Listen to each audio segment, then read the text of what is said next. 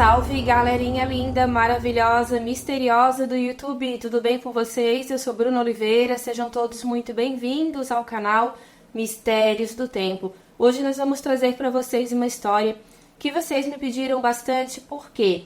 Porque esse local considerado assombrado, tá? Um sanatório que fica lá no Canadá, ele também é linkado com outro vídeo que nós já fizemos aqui a respeito de relatos sobrenaturais envolvendo a Jessica Alba e também o Jensen Ackles. Para quem não sabe, o Jensen Ackles ele interpretou o Dean Winchester na série Supernatural. Ele teve uma suposta experiência sobrenatural no sanatório Riverview, no Canadá, e é sobre esse local que nós vamos falar hoje, tá bom, gente? Muitas coisas tenebrosas realmente aconteceram lá na época do seu funcionamento, principalmente nos tempos mais antigos.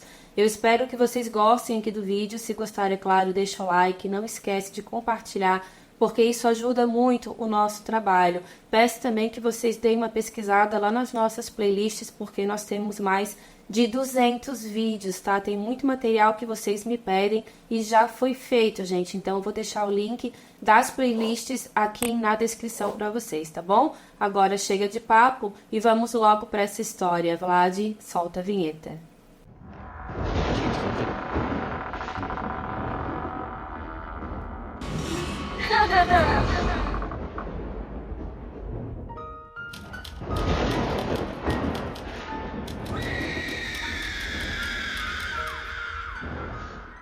Um recadinho bem rápido, tá, gente? Prometo. Para quem gosta de castelos assombrados e nem tão assombrados assim, eu peço que vocês também conheçam o nosso outro canal chamado Castelos do Tempo. Lá vocês vão encontrar vídeos que estão com mistérios, mas tem muita coisa que nós não colocamos aqui. E para saber sempre quando sai vídeo novo, entrem também no nosso grupo de WhatsApp, porque por lá a gente vai notificar diretamente vocês.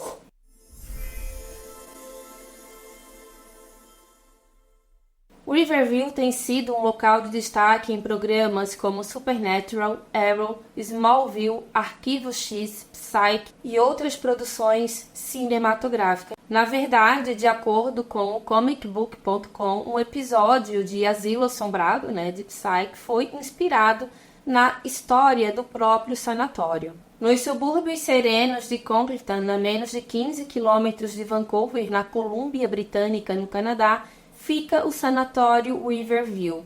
Esse hospital ele foi inaugurado em 1909 e ele foi inicialmente visto como um marco do atendimento psiquiátrico moderno. Mas em 1913 é que esse local realmente se firmou como um grande sanatório. O Riverview ele foi construído para que ele pudesse pegar alguns pacientes que já estavam em locais superlotados. Só que esse local também acabou sendo um lugar de superlotação, porque muitas pessoas que não tinham doenças mentais foram colocadas lá, principalmente mulheres, tá? Que eram consideradas histéricas, mulheres com depressão, pessoas também que eram casadas ali, principalmente as mulheres, sempre sobrava muito para elas nesse quesito, nessas épocas, porque os maridos arrumavam as amantes, não queriam mais ficar com as suas esposas, colocavam elas lá com o pretexto que elas eram totalmente perturbadas e elas eram aceitas sem nenhuma investigação muito acirrada, porque se um psiquiatra realmente avaliasse essas mulheres com critérios mais éticos e rigorosos, a maioria delas não ficaria em Riverview, até porque esse local, quando ele foi projetado, ele foi um projeto colocado somente para homens, para que eles pudessem também trabalhar no campo e usar esse trabalho como uma espécie de terapia, só que as coisas mudaram ao longo do tempo e muito dinheiro também, jorrou desse lugar por causa dessas terapias que na verdade eram trabalhos. O sanatório Riverview ele também atendeu por outro nome durante algum tempo. Ele se chamava não de forma formal, mas muitas pessoas chamavam esse local de Essonale, em homenagem ao Dr. Henry Esson Young, que segundo algumas pesquisas também fez muito por esse hospital. Ele queria que esse projeto realmente funcionasse, mas não demorou muito tempo para que a superlotação também colocasse esse projeto por água abaixo. Pretendido oferecer tratamento terapêutico em um ambiente belo e natural, incluindo uma própria fazenda chamada Colony Farm, o Hospital Riverview ele cresceu muito rápido e com isso ele também teve que ampliar as suas instalações para acomodar um número cada vez maior de pacientes.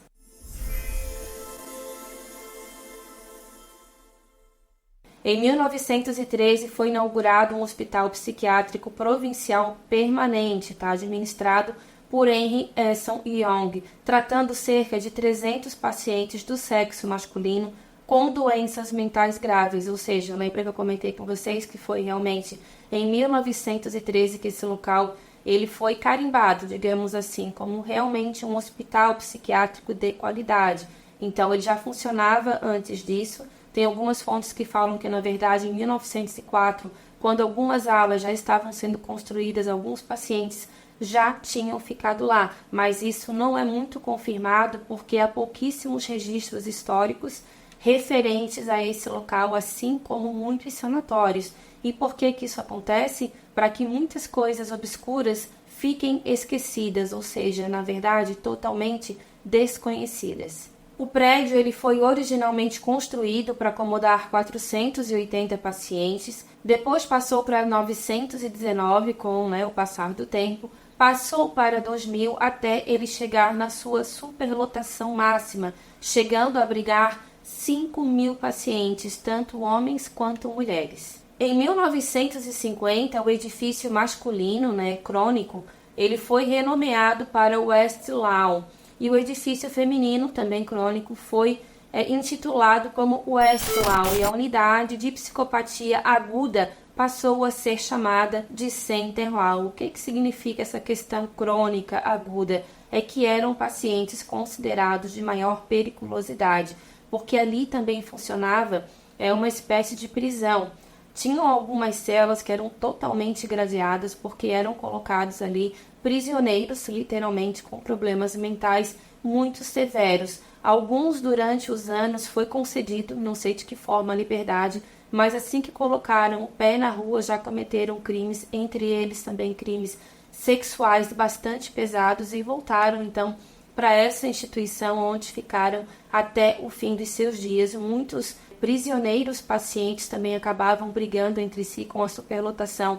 Muitos enfermeiros também, médicos, acabaram se machucando porque já estavam numa situação totalmente caótica e perigosa, e muitos abusos foram cometidos ali dentro de ambas as partes, tanto da parte profissional quanto da parte prisioneiro-paciente. Em 1983, o prédio West Lawn ele foi fechado, ou seja, a ala masculina, mais aguda, ele foi fechada.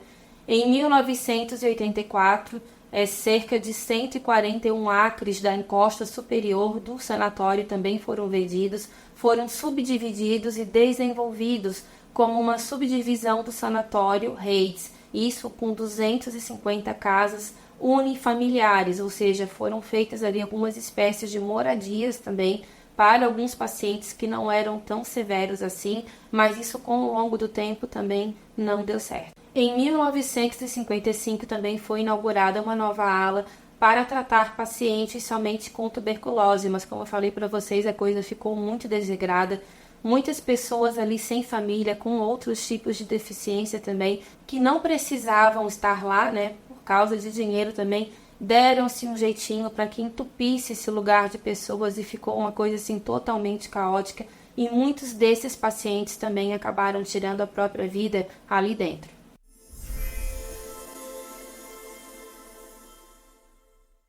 Dadas as práticas médicas desumanas usadas para tratar doenças mentais durante grande parte do século XX, Riverview ganhou uma grande reputação de ser um local assombrado. Até hoje, muita gente que trabalha em uma ala que ainda está em funcionamento, que foi revitalizada, se não me engano, entre 2020 e 2021, muitos desses funcionários que passam pelas alas mais antigas também, eles falam que é um local muito pesado, que muitas coisas já foram vistas, Vigilantes também, policiais que foram chamados lá para investigar possíveis invasões também falaram que é um local extremamente carregado e negativo, e que tudo isso é por causa dos tratamentos e também das mortes misteriosas que aconteceram nesse lugar. Muitos procedimentos utilizados em Riverview também eram utilizados em outros sanatórios, como, por exemplo, a terapia de eletrochoque, o confinamento e também uma prática bastante radical, que era a esterilização forçada, principalmente nas mulheres. Então, naquela época, no Canadá, nessa região da Colômbia Britânica, era autorizado esse tipo de tratamento, ou seja, muitas mulheres foram esterilizadas à força. Isso, segundo o tratamento dizia, para que elas ficassem mais calmas, para que elas também não acabassem engravidando. Agora, como que uma interna vai engravidar lá dentro, se elas não poderiam receber visitas íntimas? E isso também deixa muito proeminente a certeza de que essas mulheres também sofriam abusos sexuais lá dentro, tanto de funcionários quanto de outros pacientes também. Em 2003, a Suprema Corte da Colômbia Britânica rejeitou uma ação movida por ex-pacientes que ainda sobreviveram e que alegavam ter sido submetidos à esterilização forçada. Alguns homens também tiveram esse tratamento, mas a maioria foram mulheres. Para vocês terem uma ideia, cerca de 200 pessoas tiveram esse tipo de tratamento feito, não só no sanatório de Riverview, mas também em outros sanatórios próximos. Em 2005, após um segundo processo, o governo ofereceu a 9 pacientes sobreviventes um acordo em dinheiro totalizando $450 mil, ou seja, foi reconhecido que o que foi feito foi, na verdade, um ato criminoso.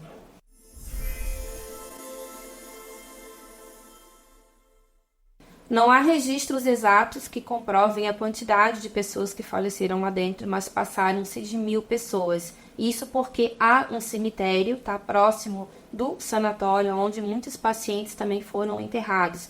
Nem todos foram enterrados lá, mas a maioria sim. Então, há mais de 1.000 lápides, então mais de 1.000 pacientes perderam a vida lá dentro. Só que há pouquíssimos registros desses pacientes, pelo menos no caso da certidão de óbito. Então, muita gente acredita que esses papéis, na verdade, nunca nem foram feitos, porque provavelmente a maioria deles teriam morrido no exato momento em que algum tratamento mais pesado provavelmente estava sendo feito a eles. Então, é um local onde muitas coisas, gente, aconteciam. Nessas esterilizações forçadas, muitas mulheres também perderam a vida. Então, há quem diga que a maioria desses pacientes que estão lá foram, sim, tiveram as suas vidas tiradas no meio de um tratamento, eletrochoque, hidroterapia, que era um tratamento onde em noites muito frias eles eram colocados ali totalmente despidos um do lado do outro, e jatos de água gelada eram dadas nesses pacientes que, claro, não tinham o devido cuidado e também morriam por causa da pneumonia e depois também da tuberculose. Outras histórias mencionam que não foram somente pacientes também que tiraram a vida ali dentro, mas que alguns médicos e enfermeiros também não aguentando a pressão psicológica e até mesmo que alguns deles teriam sido mortos por outros pacientes em momentos em que eles não conseguiram conter, porque eles usavam camisa de força, outros equipamentos, digamos assim, para que eles pudessem ser contidos, mas a força física de alguns deles ficavam totalmente redobrada na hora da ira, e por causa disso alguns médicos e enfermeiros também teriam se machucado e outros também então teriam morrido, Mas isso tudo é muito incerto porque falta bastante essa documentação e muita coisa, segundo as autoridades, foram perdidas, mas na verdade elas podem nem ter sido feitas, ou seja, muitos documentos de óbito ali provavelmente nunca foram escritos.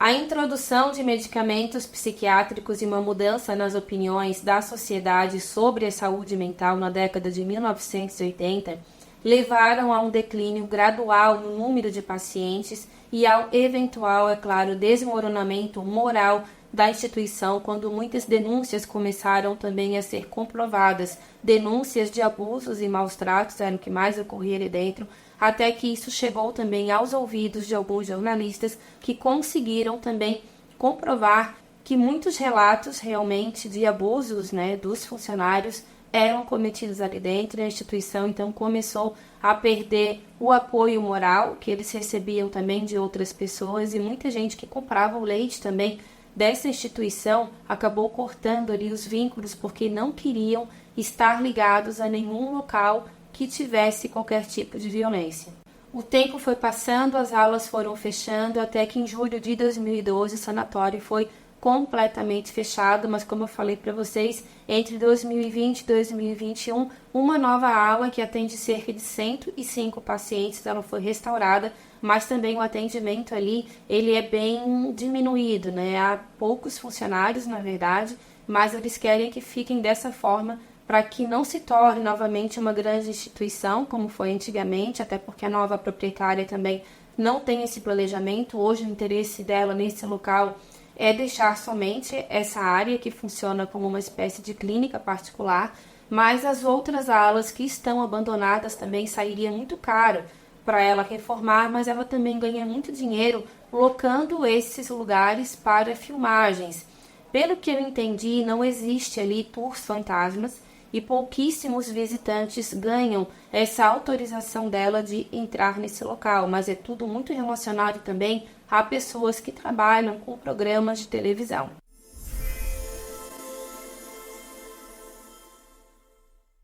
Como eu mencionei para vocês, ali próximo do sanatório, bem perto de alguns carvalhos que existem ali, há o cemitério dos pacientes, ou seja, conhecido assim, o cemitério dos pacientes.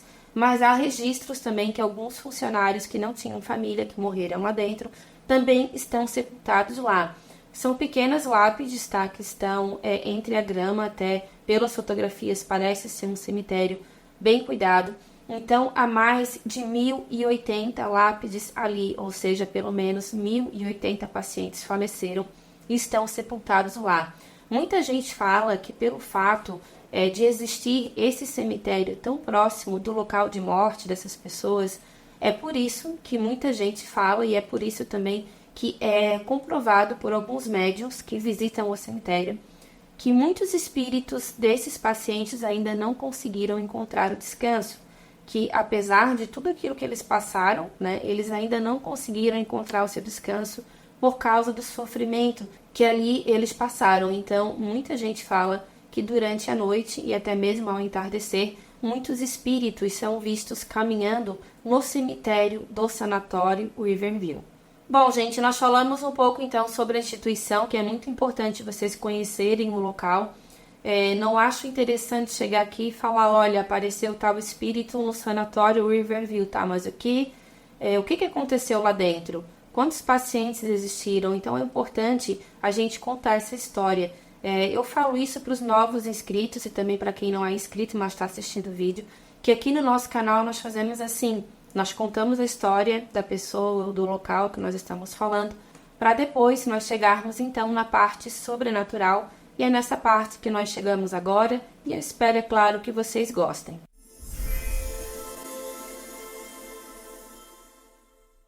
Em meio a seus edifícios decadentes, o Hospital Riverview está inundado de energia negativa, repleto de espíritos de seu passado sombrio e misterioso.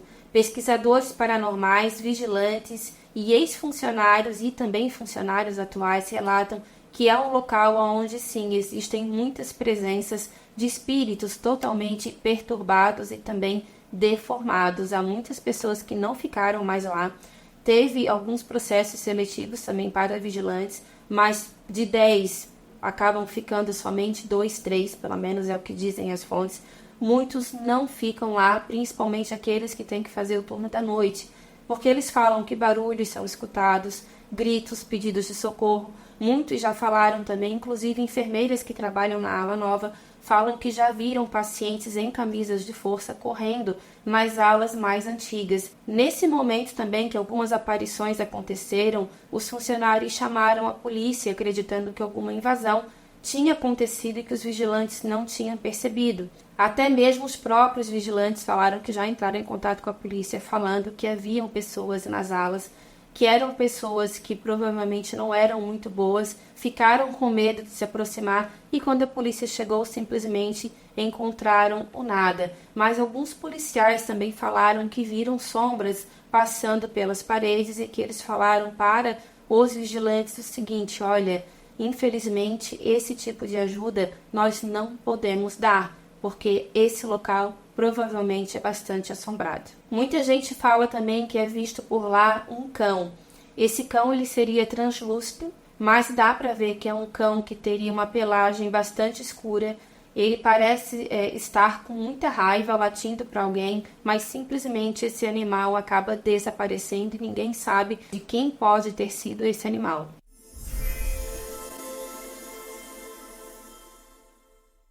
Há alguns anos atrás, James Gunn, que é o diretor do filme Guardiões da Galáxia, ele visitou esse sanatório junto com um comediante amigo dele chamado Steve Egg. O Steve ele tirou uma foto do James e algo muito estranho apareceu nessa fotografia. Pelo que dá para entender, essa foto não foi tirada do celular deles. Não sei por qual motivo, mas eles preferiram levar uma câmera daquelas mais antigas, que era utilizado então aqueles rolos, de negativo, talvez até para tentar tirar qualquer tipo de possibilidade de fraude se alguma imagem misteriosa aparecesse na foto, e realmente apareceu. Se vocês perceberem, dá bem para perceber, na verdade, na frente do rosto do James há uma espécie de listra, uma sombra bastante estranha também na cor negra. O James, ele disse que ficou muito assustado com aquela fotografia, mas ele não viu e não sentiu nada naquele local. Como ele é um diretor já de bastante renome, eu acredito que ele não iria usar uma farsa. Tanto é que ele deixou essa fotografia à disposição, foi analisada e nenhuma fraude foi encontrada. Ele disse que não sabe explicar o que apareceu ali, mas uma coisa é certa, ele nunca mais vai colocar os pés naquele hospital.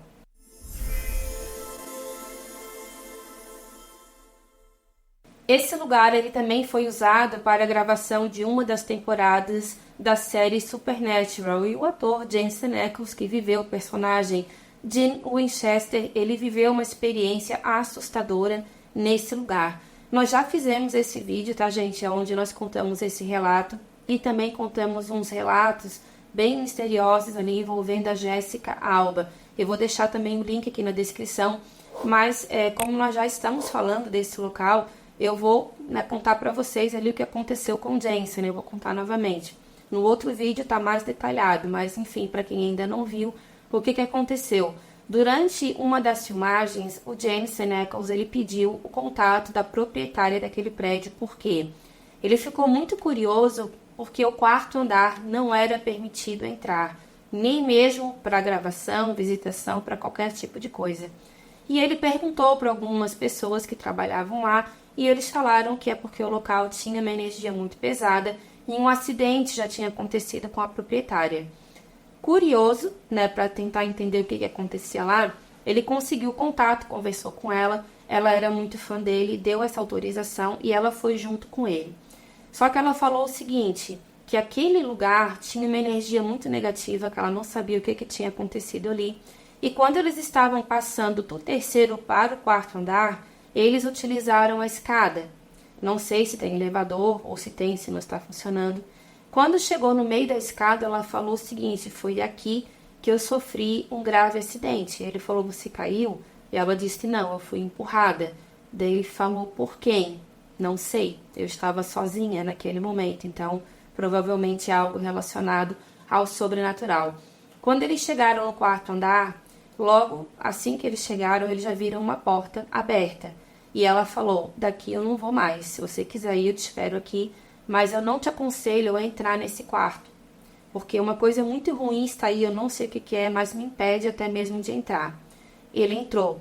Quando ele entrou, ele disse que achou muito estranho, porque era o único quarto que tinha azulejos azuis no chão e nas paredes. Era um quarto com um aspecto muito sujo, tinha um ralo bem grande no meio da sala, mas ele não era um banheiro. E ele tinha uma banheira bem antiga, com os pés ainda de metal, em forma de garra.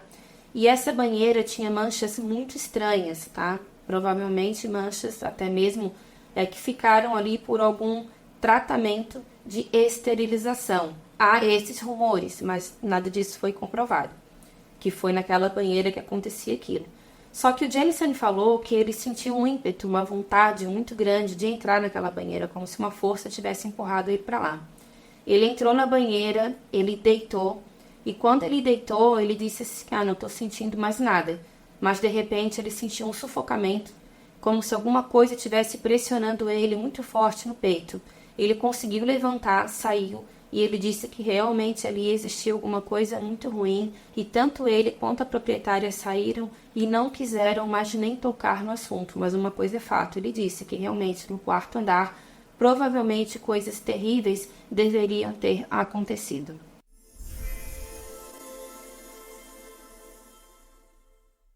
Há muitos relatos de atividade paranormal nesse lugar, e os que são mais conhecidos descrevem luzes misteriosas que saem das janelas e também que circulam em forma de zigue-zague pelos corredores. Há funcionários e vigilantes que falam que passos também são escutados, que quando eles vão verificar se tem alguém ali, não há nada, pelo menos nada visível, mas que aqueles passos começam a circular como se alguém estivesse andando ao redor deles.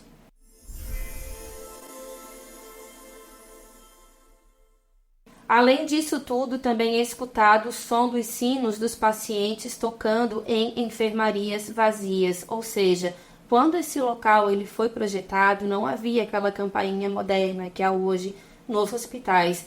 Era ali uma espécie de sino, um certo compartimento, né, que tinha dentro da parede, então os pacientes apertavam ali um botão ou puxavam ali alguma alavanca, e os sinos eram tocados lá na enfermaria, então cada sino tinha um número, e cada número significava um número de um quarto, ou seja, elas saberiam da onde estava vindo o pedido, né, de ajuda. Então dizem que esses sinos ainda existem nas alas mais antigas. Os vigilantes falam que durante a ronda noturna e também diurna, esses sinos não param de tocar. Muita gente fala que quando vai pegar o celular para gravar, que simplesmente esses fenômenos desaparecem, ou seja, param de acontecer, como se alguém realmente não quisesse que aquilo tudo ficasse registrado, mas há quem garanta que pediu as contas já na primeira semana de expediente por causa desses barulhos tão assustadores. No momento em que esses sinos também começavam a tocar, os vigilantes falavam que gritos também de arrepiar a alma eram escutados, como se alguém estivesse sofrendo algum tipo de dor física bastante intensa.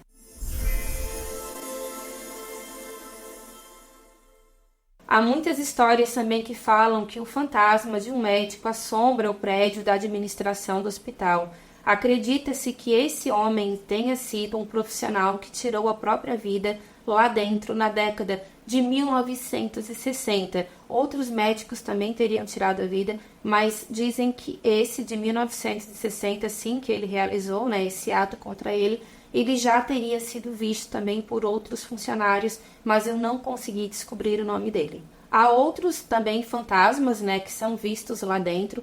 Muitos também falam que são a mulher de branco, mas essa mulher de branco, na verdade, seriam vários espíritos vistos por pessoas diferentes, e elas estão de branco por causa também da forma, né, do ectoplasma. Não vou entrar aqui nesse campo do espiritismo, porque a descrição também seria muito longa, mas também por causa disso, dessa névoa, né, que acontece, que as pessoas falam que sempre são vistas ao redor desses espíritos, por isso a mulher de branco, mas também por causa das camisolas. São camisolas abertas na parte de trás, e muitas dessas mulheres de branco, porque não é somente uma. Como é que se sabe que não é somente uma? Porque as características físicas são diferentes. Há mulheres com cabelos compridos, cabelos curtos, outras que são magras, outras que não são, mulheres mais velhas, mulheres mais jovens, mas que a maioria estão usando sim, tanto essa roupa de paciente, muitas ainda com a camisa de força, mas também outras mulheres que são vistas com roupas de enfermeiras, aquelas roupas mais antigas.